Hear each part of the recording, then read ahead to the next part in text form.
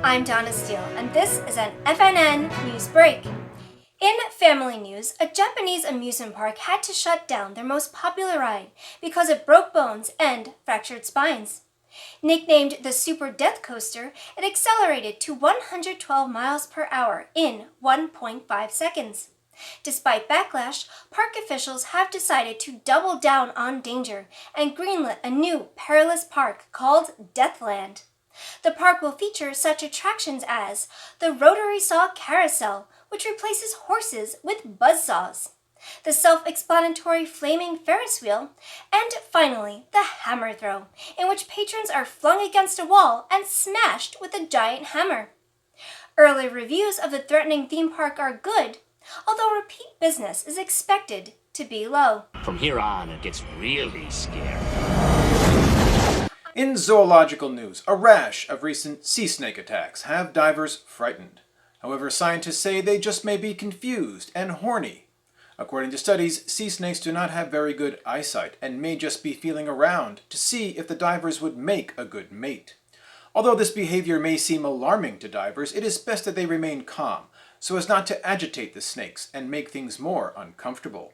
The snakes will eventually realize their mistake and move on to their next target.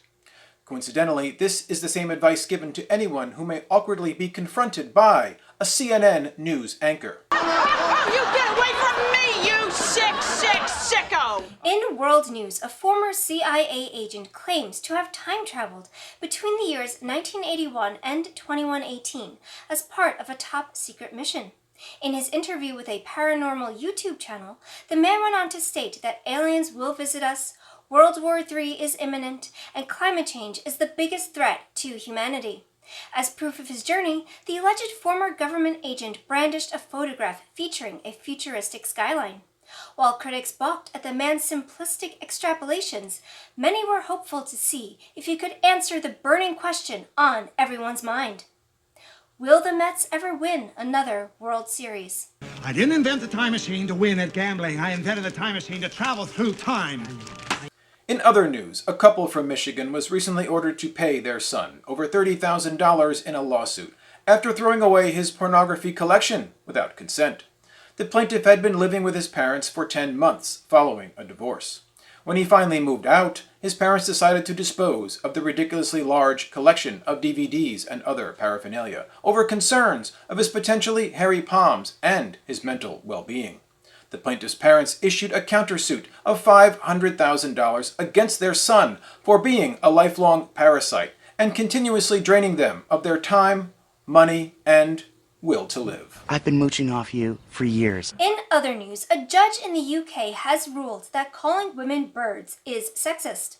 The ruling came about during a case in which a woman sued her boss for repeatedly referring to her female co-workers as birds, despite her asking him to stop. FNN consulted a language expert from Cornell University on the subject.